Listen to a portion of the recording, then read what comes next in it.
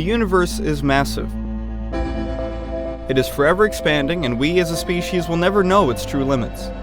And I'm sure neither will any species.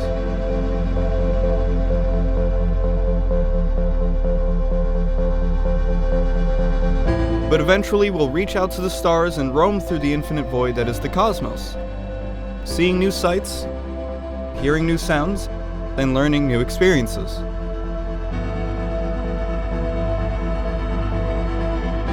In doing this though, humanity will be further away from each other than ever before. But no matter how far apart we may seem to be, our species is emotionally connected together through our music. We are tied through our cultural, spiritual, and casual musical experiences we've played and listened to throughout our history on Earth, and maybe even beyond. And through these very ties, humanity will never truly be alone.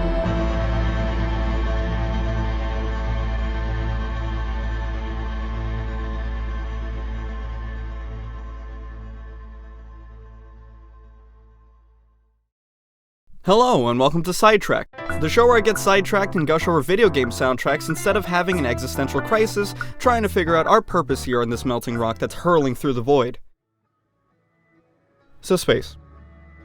I absolutely adore space. I think it's both the sickest and the most terrifying thing in all of existence, and whenever I play a game that lets me interact with space in really cool and interesting ways, then I'm immediately 100% invested. But if that very same game has a soundtrack that is just as interesting thematically as its gameplay and visuals are, then it's automatically my game of the year. But my only problem is, I've only experienced this one time.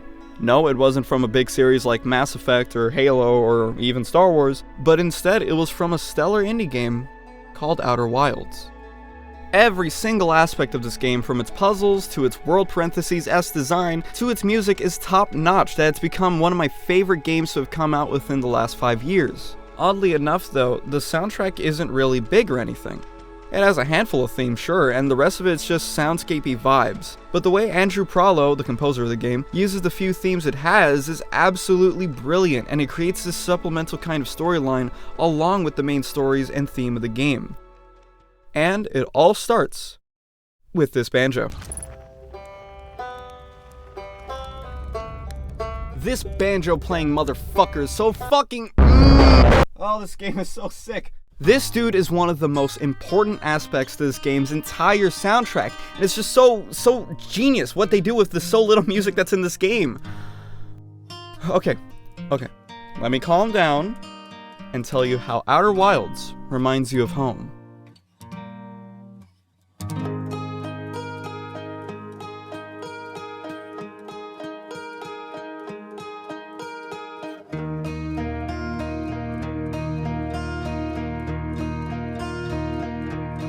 Okay, when I mean reminds you of home, I don't literally mean your home. That'd be crazy as hell. I mean it metaphorically in the context of the game. See, in the game you play as a Hearthian, which is a bipedal, semi-amphibious, newly spacefaring four-eyed race, and you travel in your extremely handcrafted miniature solar system, solving the mysteries of the universe. Sounds strangely vague and only descriptive in the wrong area? Yeah, it is, because this game is one of those the less you know the better kind of games when going into it. So I recommend playing or watching it all before watching this or any video about it. Anyways, that's the spoiler warning, so, now I'm gonna assume you know about the sun exploding. Who cares? So back to the banjo.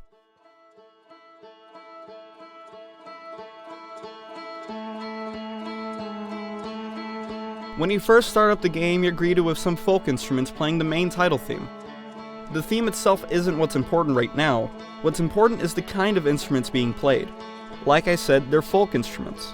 As you play through the game, you'll learn that these instruments are actually the sound of the Hearthians.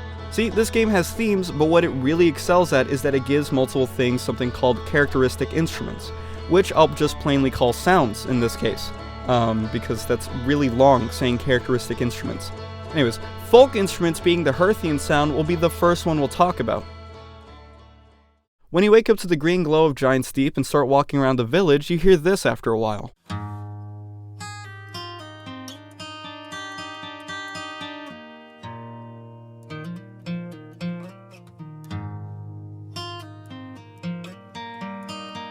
You hear this every morning here. This is what home is. This is the sound of your home planet Timberhearth.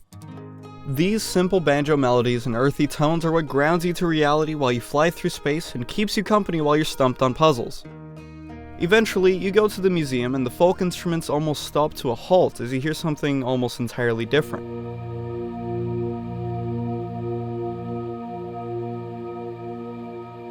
This is what space sounds like to you. It's this ethereal, mysterious soundscape, and through the cracks you can hear a bit of the Hearthian sound. The museum is about the discovery of the unknown. It's about this new, exciting frontier that the Hearthians recently embarked on, and so it makes sense that the music here is 90% space. This moment, by the way, establishes our second sound, which I will rightfully call space. Within this very same museum, though, we get to hear our third and very important sound. Quantum.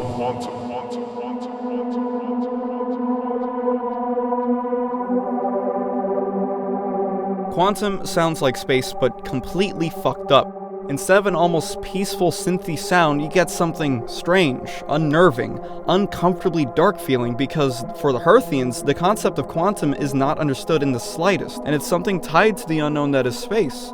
It's just that this specific thing is horrifying. So after all of that, once you get situated and start the time loop, by the way, there's a time loop, but who cares? You'll start flying around and learning more about your solar system. And also figure out that time loop sun explosion stuff, I guess. When you first go out to space, you hear your people's sound again, this time being mixed in with a tiny bit of space. Based on our established sounds, this is exactly what you think it is. It's a Hearthian exploring the outer wilds known as space. This is your little taste of adventure as you fly through your creaky, shitty, wooden Hearthian spaceship while looking straight into the terrors this system has to offer. This is so unsettling to me on a fundamental level, and I can't explain why. If I move, I will fucking die. I'm gonna fucking vomit. Uncomfortable. The contrast between the space exploration theme and the museum theme is so interesting to me, because Andrew could have used the museum theme as the space theme and vice versa, but instead he went with this. I think it's because the museum's focal point is the space program itself. The point of it is to document its discoveries, and sure, it's on Timberhearth, but Timberhearth isn't what people think about when they're in the museum, now is it? Meanwhile, the space theme is obviously in space, but the whole point is that a Hearthian is exploring its mysteries once again. A Hearthian that will one day go back to the museum with new information to give to their people. As you go on to explore the planets, you learn about an ancient race called the Nomai. The Nomai were travelers from another solar system in search of something called the Eye of the Universe. They tried everything they could to reach the Eye, to the point of trying to blow up the sun before the Hearthians even evolved to have sentience. Which is terribly fucked up, but hey, in the pursuit of knowledge, anything goes, I guess. As you go through the game, you can piece together a sort of timeline of events that took place with the Nomai, and in doing so, we hear our fourth sound. The sound of the Nomai. The Nomai sound is this aged and crackled sounding piano playing a sorrowful melody. Their journey was a painful and ultimately meaningless one, because after all of their hardships to get to the solar system, after so many experiments and research and building, in the end they were all annihilated by a comet called the Interloper. Whenever you find a major piece of information about the Nomai, whether it be at their vessel, in the Interloper, or the few who are stranded within Dark Bramble, their sound always plays, really driving home the unfortunate circumstances that befell them all. I want to show you the actual track called Castaways. This track explains the story of the Nomai perfectly, and it uses almost every sound that we've come across thus far. It starts with quantum. The signal of the Eye of the Universe, something so strange yet so alluring as it calls out to anyone that can listen. Eventually, the sound of space grows louder and louder as the Eye's signal weakens, and then both start to slowly fade away. Then we hear the Nomai, and with it some weird tech-sounding noise. This is their story. It's their struggles and triumphs with the research of the Eye. The technology sound probably signifies the non-stop science and research they worked on while in the system. Eventually, though, the technology noise stops first, and slowly the melody does too. signifying the abrupt end to their mission and the untimely end to their entire race. Afterwards, there's nothing but static. This was their sound. This was how they tried to make this strange new solar system feel like home, but it was unfortunately taken from them. One of the things that the Nomai were discovering while they were alive was something called the quantum moon, the traveling moon whose original location is the eye of the universe itself. When I first started playing the game, I thought the entire quantum thing wasn't going to be all that important, that it was just a fun little puzzle thing for you to do to get your curious little lizard brain rolling, but boy was I wrong. Of course, when you're at the moon, you hear the sound of quantum, but once you learn all of its secrets and fully go through it, you see this. A living Nomai called Solanum. Unfortunately, we don't hear the Nomai sound mixed with quantum, but it makes sense since his entire purpose at this point in time is just the quantum moon and to answer any of your questions. But it's still fascinating to see a quote-unquote living Nomai with your own 4 eyes, at least. After you get your fill of the quantum moon and go on to explore the planet some more, you're able to see other Hearthian explorers. Chert, Riebeck, Feldspar, Gabbro, and Esker. All of them are kilometers apart from Timberhearth, but all of them play their own folk instrument. Drums, banjo, harmonica, this weird woodwind flute thing, and even whistling. Each of them have their own individuality via their instruments, but together they encapsulate the sound of Timberhearth. This is their one connection to home within the unfamiliar grounds they walk in. And even though they're all so far apart from each other, each and every single one of them are playing the same exact song at the same exact time for the same exact reason. To pass the time and to remember why they're all doing this. For their home. For Timberhearth. And no matter where you go in the solar system, if you ever feel like listening to home again, you can always just point up to a random planet and hear one of your buddies playing their little tune. And you'll always be reminded of home.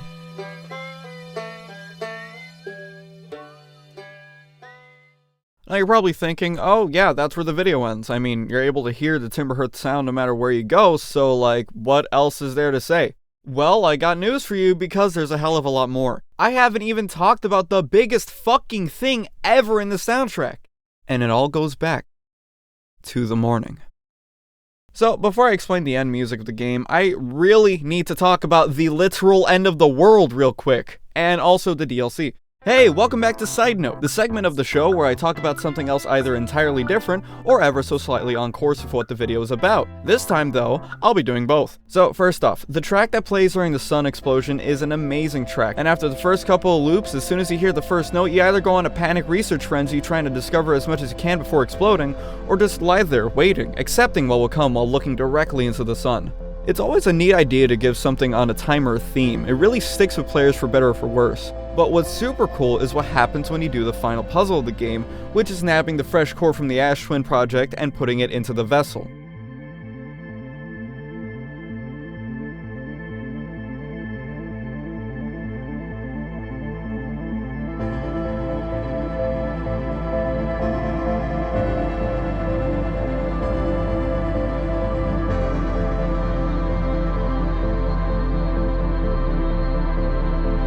Oh look, surprise, it's even more anxiety-inducing than ever before. That's fucking sick, both in the really cool and fucking torture way, because he's giving me a panic attack while trying to save the universe. Alright, who cares about supernovas? Let's go ahead and talk about the DLC, which, by the way, holy fuck, this is now a Game of the Year contender yet again, all because of the DLC.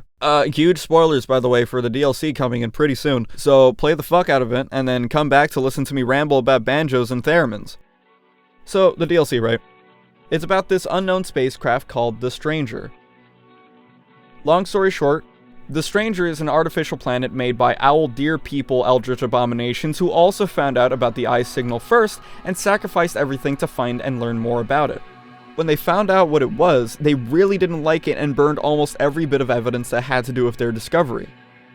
Your mission in the DLC is to learn what that discovery was, what the Stranger is, and what happened to the owl deer eldritch race thing. Now, if we're being honest here, this is just a fucking sequel. I mean, this is a whole-ass entire banger game put into this whole-ass other banger game, and the soundtrack for this expansion is also extremely good, debatably better than the base game. Like, for example, when you're traversing the river, you hear this.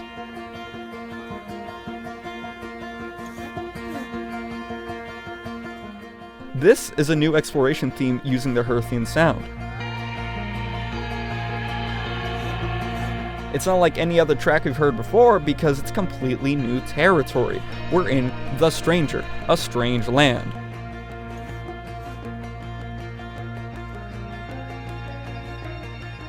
And then, when you get to the end of the river, you hear something familiar.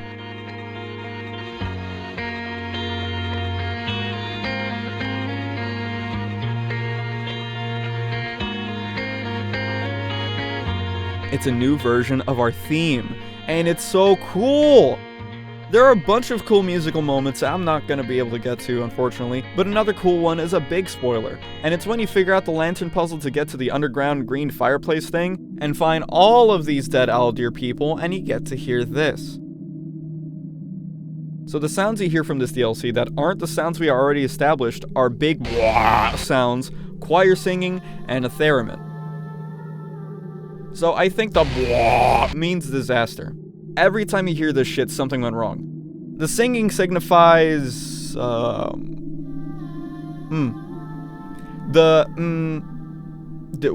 weird vision shit? Maybe just like foreboding? Okay, to be honest, I don't really know, but if any of you have thoughts on it, let me know. And the theremin is actually what the race's sound actually is. And I'll get back to why I think that soon, but in this track you hear some soundscapes and eventually a big old blah that slowly fades into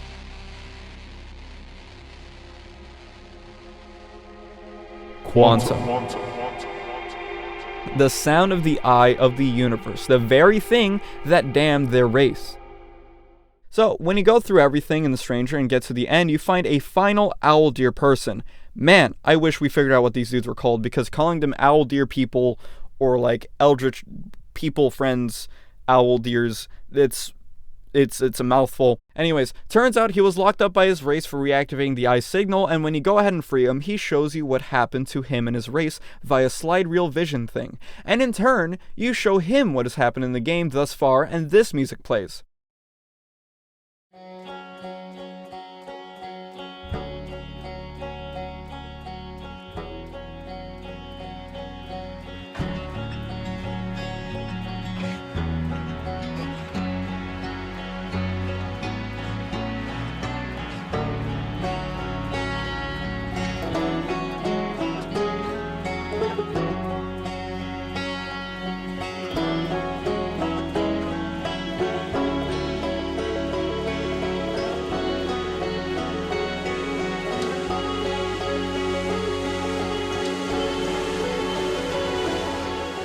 This is personally one of the dopest moments in the entirety of Outer Wilds, as you hear a new rendition of the Hearthian theme at first, and it matures little by little as you explain to the strange eldritch owl friend your own rendition of events.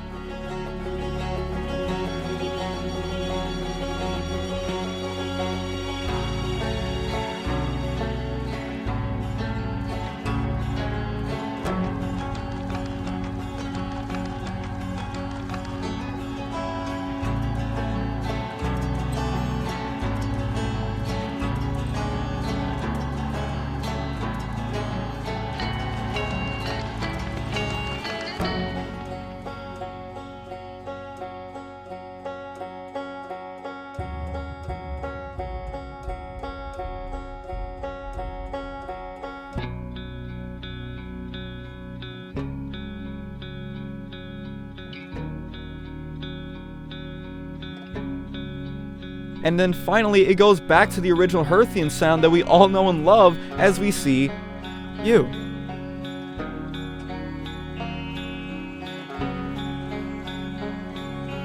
Our universe-saving little Hearthian space boy.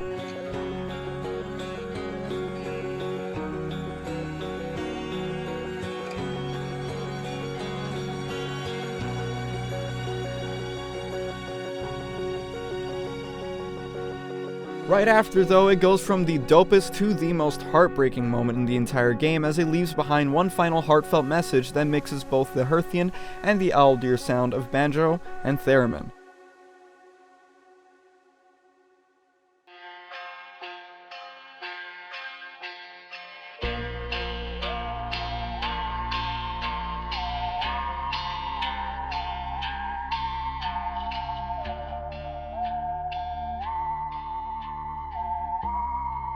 It's just a beautiful goodbye.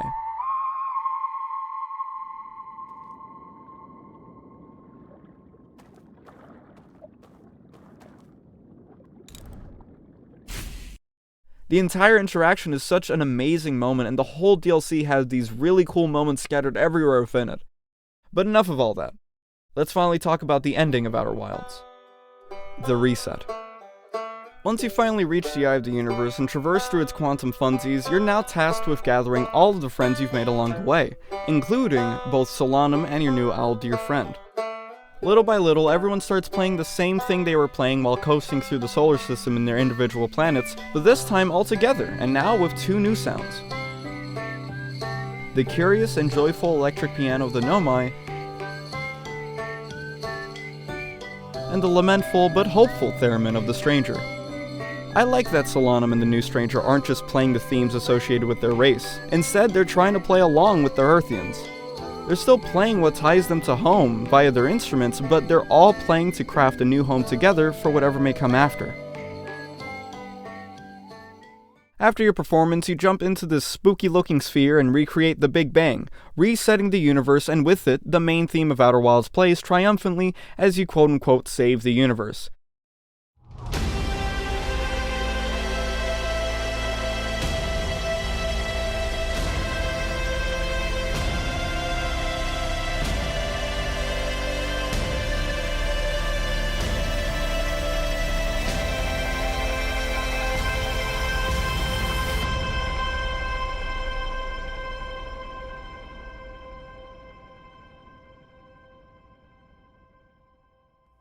Soon after, credits roll with the sound of the piano, aka the Nomai, and banjo, aka the Hearthians.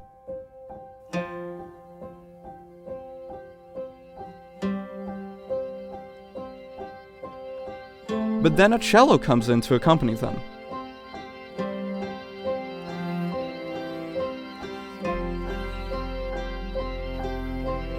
A new sound for the new universe.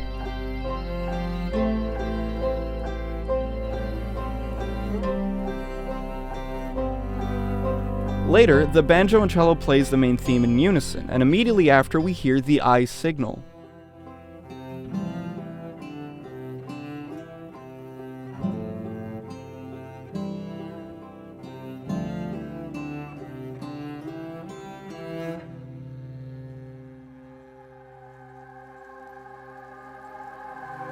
This is the eye doing its quantum thing, finalizing the process at play.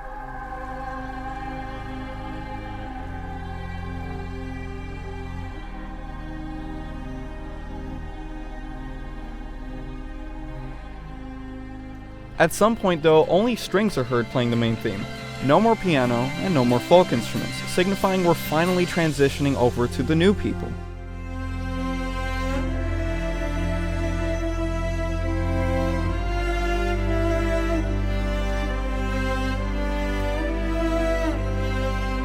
And with it, their new home. This is one of the few times where the credits are just as important to the story as, well, the actual game itself. It's such a beautiful orchestration and it really is kind of emotional.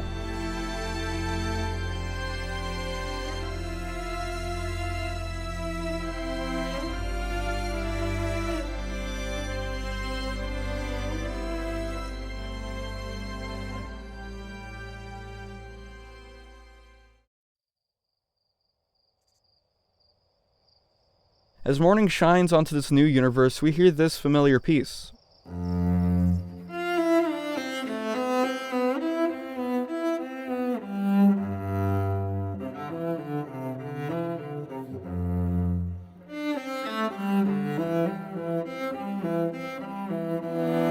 Reminding us that home has changed, but it's still home nonetheless.